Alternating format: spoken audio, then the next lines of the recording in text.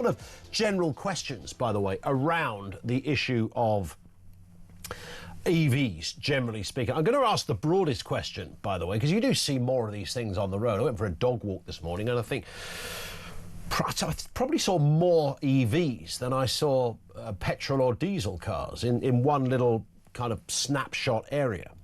Are you an EV convert? I'm going to ask that question as an obvious start to this, because we are going to talk about the future of driving on this, and is pay per mile the future of driving? But if you are someone who's recently converted to EVs, did you get one and go, this is the biggest piece of old tosh I ever bought and I regret every bit of it? Or are you one of those that had a kind of epiphanous moment, as soon as you sat and turned on the engine or the battery and realise the sound of silence was all around you, and that smooth, glide-like journey went from A to B in a very quiet, effortless manner? And you enjoy charging it on your driveway, etc. Bit of a problem if you live on the 78th floor of a tower block, but you take the point. 0344 499 1000. So, but in terms of pay per mile, because we understand that the budget will announce a pay per mile tax, as it were. These are current plans to be announced by the Chancellor November the 26th. Stick it in your diary. We'll bring you the whole thing live here on Talk. Drivers of electric vehicles will be charged 3p per mile on top of other road taxes. Now, this is the first time, as I understand it, we've had any kind of per mile taxation. Set to kick off in 2028. There's going to be obviously some consultations. Don't let that stop it, because it will still happen. It means the average EV driver will face an extra 250 quid a year. Still far less, by the way, than you would pay if you were driving a petrol or a diesel car, where it's an average of £600 a year in fuel duty alone. The Treasury will make the move amid falling fuel duty revenues, of course, since people converted to EVs. There's no road tax to pay, and you're not paying any tax on the fuel you purchase. They will also argue that it's different from traditional pay-per-mile schemes, with a fee taken each year on estimated travel, so there's no mass electronic monitoring of your movements. Can we add the word yet into that? And can we also expand it to all cars at some point going forward? I mean, the story is bigger than just a little bit of taxation on your electric vehicle, isn't it? The story does naturally gravitate to tracking and the ability to work out how you go from A to B. And even if it's not done with a device on your car, but the entire AI world of digital cameras, and God knows we've got enough of those things around, the infrastructure is well in place. That's only a matter of time, isn't it? So that the government know where you're going, how far you go, where you stop, who you visit, that kind of thing. It's not a conspiracy, by the way. I'm not arguing it from that perspective, but I am arguing it from a privacy point of view, that you can see that being the kind of future of where stories such as this go. 0344 499 1000. Let's get your overall view on pay per mile, your overall experience on driving an EV, buyer's remorse, or are you jubilant and still popping the champagne? Of course, you won't be driving anything soon, because your car will be driverless. You can just sit in the boot, if you like, and just nip out whenever you get there. Lines are open on that. You can, of course, voice note us as well on the same number, 0344 499 1000. And if you want to send a message, start your message with the word talk to 87222. Let's get a word on this and the other big stories of the day. Peter Barnes is back with us, political strategist and political contributor to Hinton magazine. Good afternoon to you, Peter. Can you hear us, Peter? You can hear us, we can't hear you. We might have a mute situation going on there, but while we line Peter back up, we will return with him in just a second. Let's just remind everybody, Rachel Reeves' budget could see 3p per mile levy by 2028. Now, it's worth having a little listen here to one of the transport ministers, Lillian Greenwood, who spoke about how the EV world is a saving money scheme. Have a listen. We want electric cars to be more affordable. That price gap is coming down all the time, and this discount is there to help people to make that switch. That's what we want. We want people to be able to choose an electric vehicle. People who have chosen an electric vehicle, over 90% of them say they never go back. Yeah, they never go back, apparently. Peter, I mean, that was when she was talking about some kind of little sweetener they were giving people a few months back to buy an electric car. This was always coming, wasn't it? Some way of charging EV drivers for something that the Treasury, in fairness, had lost millions over. Oh, yeah, definitely. We're looking at 30 billion in fuel duty losses over the entire time it was frozen. It's rather crazy numbers if you think about it. But you're so right that the caterpillar of the green revolution has just turned into the butterfly that's costing me a lot of money. Because let's be real, that's what this is. This is the moment the government stops pretending this is about the environment or net zero or anything like that. It is a money machine, and everybody's known that the motorist has been the Treasury's main goal as a cash machine. That's what they've been after for a very long time, and now they've got their hands on it. And I thought you were so right when in your intro there, Ian, when you said yet.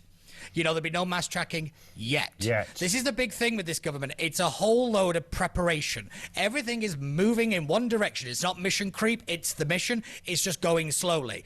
People keep confusing that. But, you know, I look at what Edmund King, one of the people involved at the AA, I think he's leading it now, he said, this is the poll tax on wheels, because I do think he's right here, because this is going to really cause a big moment of people saying, well, wait a minute, you told me to get a green kind of car, but not so long ago you told me to get a diesel car because they were better for the environment.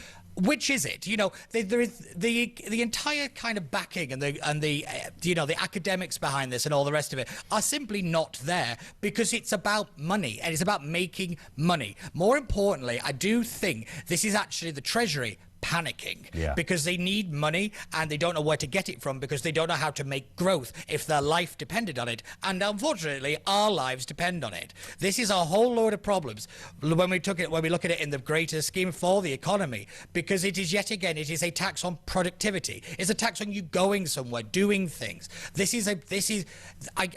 When we want to talk about how we strangle growth, this is in the top 10, if not the top 5. It is ridiculous. I always talk about the country as a kind of body, and the transport network is our arteries. It's how we move things around. This gives us clogged arteries. It's not good, and it needs to be reversed. And you are right, there's going to be this consultation period, but we all know that's for show, because the decision's already been made, the programs are already in place, the cameras and all the rest of it are already there, and it's just a matter of flicking a switch and turning it on. And it's also worth just throwing in, Peter, that this idea that the government make nothing from electric cars is not true, because a few people have pointed out that British EV drivers already pay the highest electricity prices in the world. So every time you charge up your car, the government are trousering an amount of money from that in taxation, because the electricity companies are earning money. So it's not entirely out of pocket.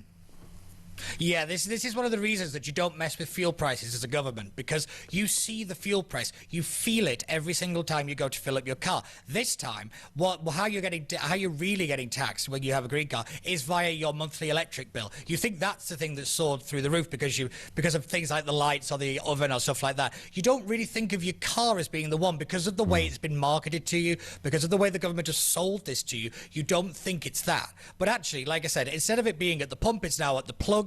And, you know, unfortunately, as I say, I say fortunately, really, the mask has slipped, if not been revealed, and here we are. This is the truth that a lot of people have been banging on about for a long time. And one of the things I don't like about pay per mile is they could tell me where I can and can't go. They now have a greater sense of being able to track you, and you're controlling your movements. So they can control your access to services, they can control your access to education, they control your access to doctors and things like that. And now they can control where you can and can't go and track the people that you see.